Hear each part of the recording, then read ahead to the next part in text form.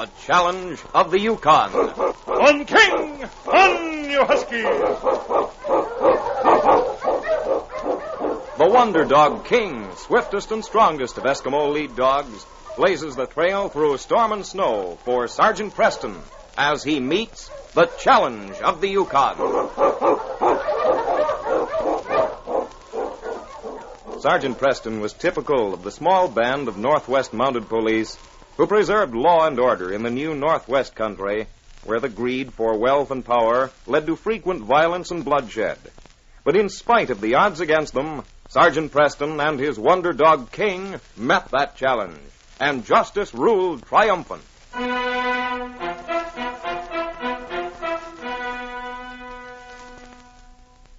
There was a look of anticipation on the face of Inspector Grayson of Northwest Mounted Police. He sat at his desk before Sergeant Preston and his big lead dog King, who stood close to his master. The inspector would never have admitted it, but he enjoyed getting the report of his favorite officer. Perhaps it was the way the sergeant told the story, or, again, it might have been that Sergeant Preston's reports were usually more exciting, as his assignments were difficult and dangerous. The inspector smiled as he looked at the younger Mountie. Well, sit down, Sergeant. I'd like to hear about this case from the beginning. Thank you, sir. Lie down, King. Hey, I hear. Yes, sir. Well, let's have the story from the very beginning, The last time I saw Sam Higgins, he was in the Gold Nugget Bar drinking with his friend and neighbor, Nate Smith. Nate was younger than Sam. They'd known each other for a long time. When they saw me, they called me over to their table. Boy, there's Sergeant Preston. Hey there, Preston. Come on over and sit with us. Thanks, Nate, I will. Oh, hello, Sam. Well, how are you, Sergeant? Sit down. Say, whose Parka is this on the back of this chair?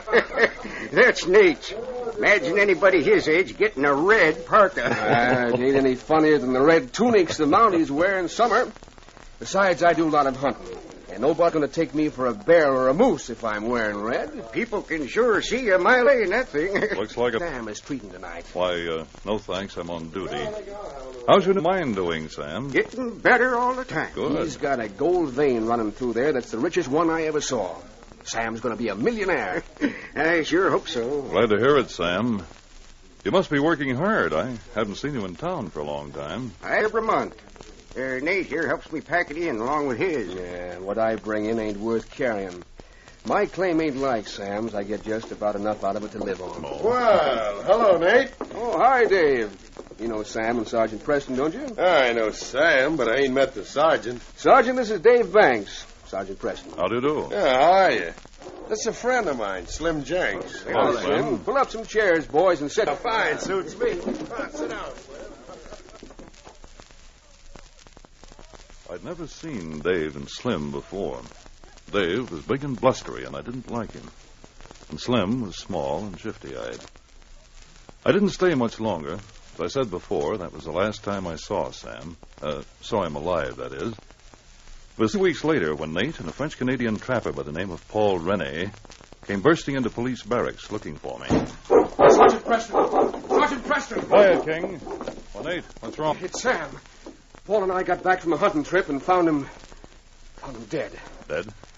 Sam was murdered. He was shot, Sergeant. Shot and robbed. How long have you been away? Paul and I were on a 3-day hunting trip. Sam must have been killed 2 or 3 days ago. The cabin was icy cold. Fire out. Sam frozen stiff. Did you and Paul see him before you left? Nate and me, we stopped there just before we go on hunt. Did Sam have much gold there in his cabin? Yes, he did. He had thousands of dollars worth waiting to be taken to the bank. Well, go out to Sam's cabin right away.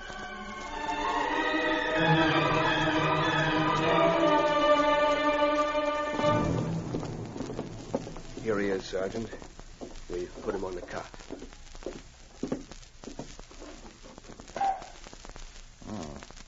Shot through the back of the head. Where was the body? Someone shoot him from outside, I think. He was on the floor beside that chair at the table. He was shot through that window. See? Pane's broken. Sir, we have not noticed these. There must be tracks around here somewhere. Going outside and look around. Come on, King. Well, I'll go with you, Sergeant. All right, Nate. Sam was my best friend. I'd like to get my hands on the dirty rats that did this. They made no attempt to hide their tracks. Look here, under the window. Hey, look, Sergeant, over there. They had a sled and dog team waiting. Yes, the tracks lead to the cabin. There were 2 men. Should be hard to trail them. No, Nate. I'll go back and get my supplies and my dog team. I'll leave today. Sergeant, would you do me a favor and take me along? Sam was such a good friend. If I could just help catch the no-good curs who did this... Of course you're welcome to come, Nate. I'll appoint you a special deputy. I know how you feel. Thanks, Sergeant. I'll get ready. We'll start once. Here, King. Here, boy. Nate and I started out following the clear trail that had been left for the murderers. They'd made no attempt to hide it, so I thought they were depending on speed and a 24-hour start. Nate ran beside me in his Red Parka. King knew we were on someone's trail and kept the dogs moving at a stiff pace. We stopped at a small cabin after dark. Whoever owned it had left, but a fire was set, and the door left unlocked. We turned in early that night. I fell into a sound, dreamless sleep. It might have been around midnight that I was awakened by King's growling. Quiet, King. Nate, what's wrong? That dog of yours don't sleep very sound, does he? I just got up to get a drink of water. Well, that's funny. I don't see why King would growl at you. What's wrong, boy? Think someone's prowling around the cabin or something? Someone out there, fella? Well, maybe I better have a look.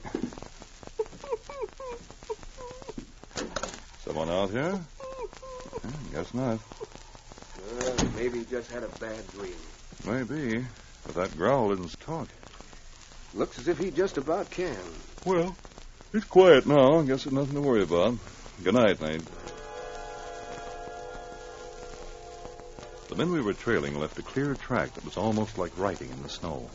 It was the 3rd day out, and we were going along at a fast clip, and a snowshoe rabbit darted out of some rocks ahead. Quickly, Nate jerked up his gun and fired. He missed the rabbit, but the shot blew up some snow just ahead of King. I turned on him furiously. Nate, you fool! That bullet just grazed King's head. What? Oh, no, Sergeant. I missed him by a mile. I'm a good shot, you know that. Oh, King! Hi, Husky! You weren't a good enough shot to hit that rabbit. Now, don't try anything like that again. Next time you shoot, don't aim at anything in front of my dog team. Gosh, Sergeant, I'm sorry. That rabbit came out of there so quick I didn't have time to think. All right, Nate. Sorry I lost my temper. On King! On, you husky!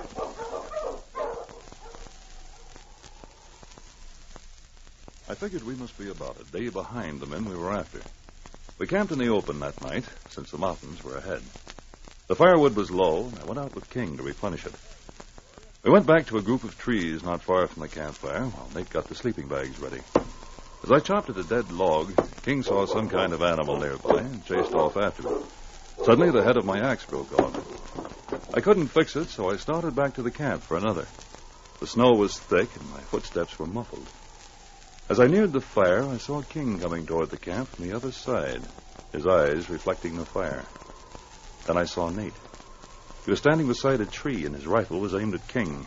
I sprang forward and tackled him just as he fired. Oh, you don't? Hey, what are you... Back, King. Never mind, boy. I've got him. Get up, Nate. Preston, what's the idea of knocking me down? No use pretending, Nate. You were deliberately trying to kill King. I ought to beat your brains out. What? Was that King? You knew it was. Oh, I didn't. I saw King go off with you. I thought that was a wolf. You know better than that. No wolf would walk into a camp like that. You didn't hear any of the other dogs barking. Really, Sergeant.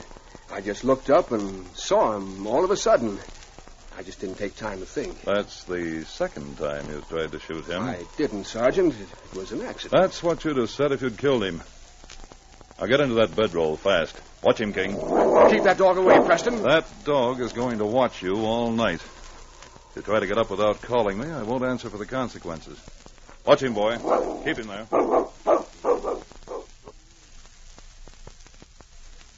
I lay awake that night trying to puzzle this thing out. Maybe Nate was telling the truth. Maybe it could have been an accident. And then I knew. King hadn't trusted Nate from the start.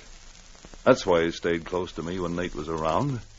That's why he growled at him in the cabin that night. The following morning, we broke camp.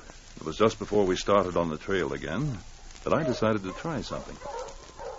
Gosh, Sergeant, I hope you still ain't mad about what happened last night.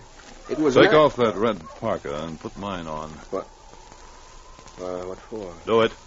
Preston, why should Come on, do as I say and hurry up about it. Well, I don't see why you want me to do it. You're Not afraid, are you, Nate? Afraid? No.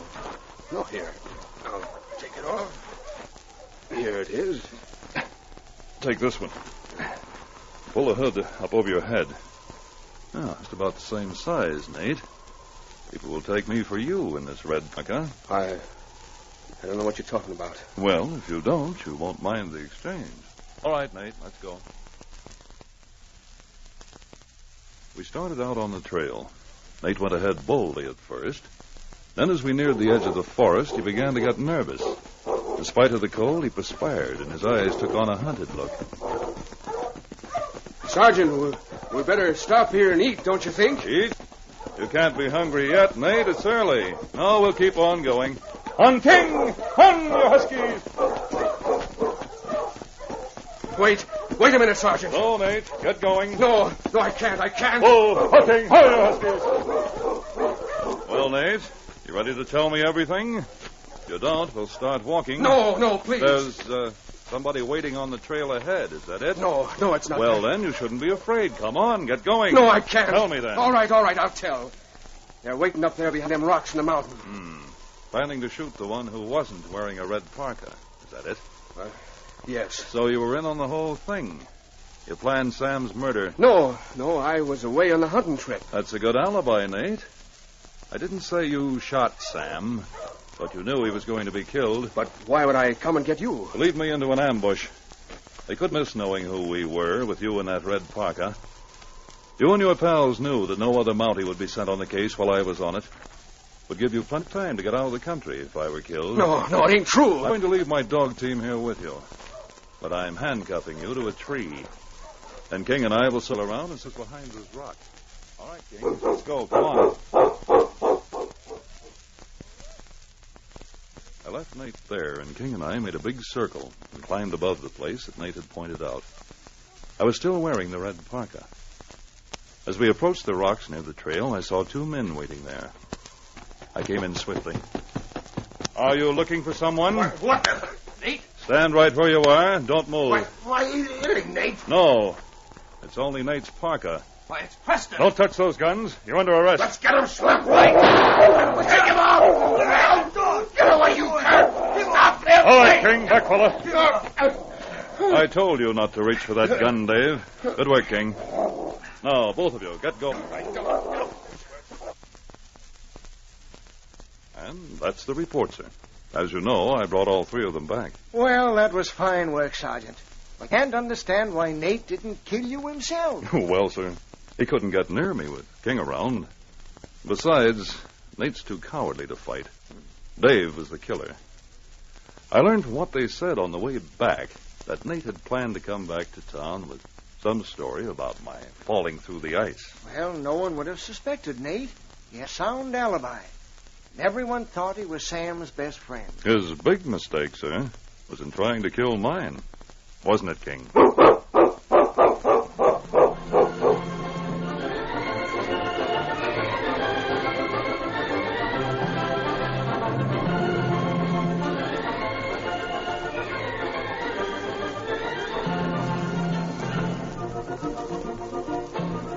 These copyrighted dramas originate in the studios of WXYZ Detroit, and all characters, names, places, and incidents used are fictitious.